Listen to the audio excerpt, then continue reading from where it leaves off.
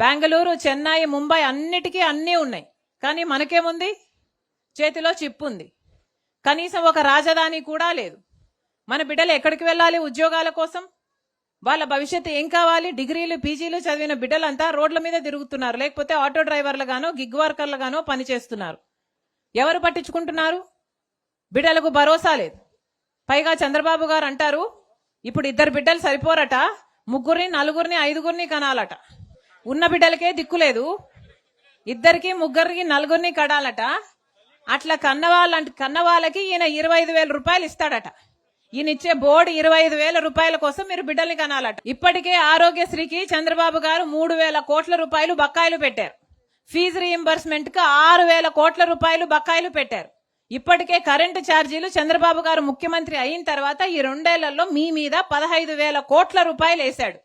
ఇదంతా సరిపోలేదు, ఇప్పుడు ఈ బిడ్డలు సరిపోరట, మళ్ళీ బిడ్డలను కనాలట, మీకు దానికి 25,000 ఇస్తారట. ఒకసారి ఆలోచన చేసుకోండి, పాలకులు ఎలా ఉన్నారో ఆలోచన చేసుకోండి. జగన్మోహన్ రెడ్డి గారేమో లిక్కర్ మాఫియా చేశారు, కనీసం ఓన్లీ క్యాష్, కనీసం డిజిటల్ పద్ధతులు కూడా లేకుండా కల్తీ మద్యం అమ్మారు.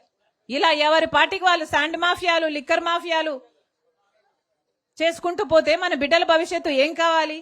ఇంతవరకు కనీసం మనకు రాజధాని లేదు అంటే ఎంత సిగ్గుచేటు.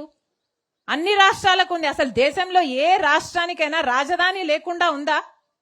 ఒక్క ఆంధ్ర రాష్ట్రానికే లేదు.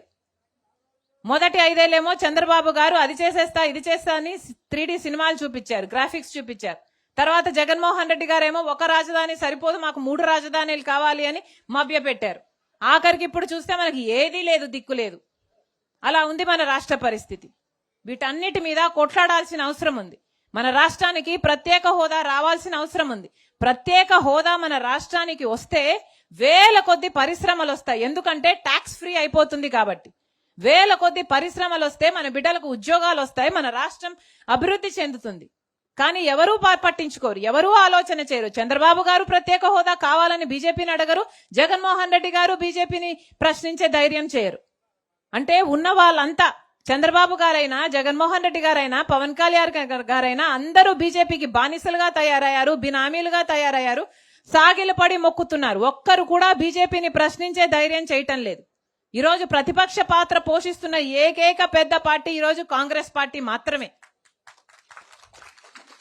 బీజేపీని ప్రశ్నించే దమ్మున్న ఏకైక పార్టీ కూడా కాంగ్రెస్ పార్టీ మాత్రమే.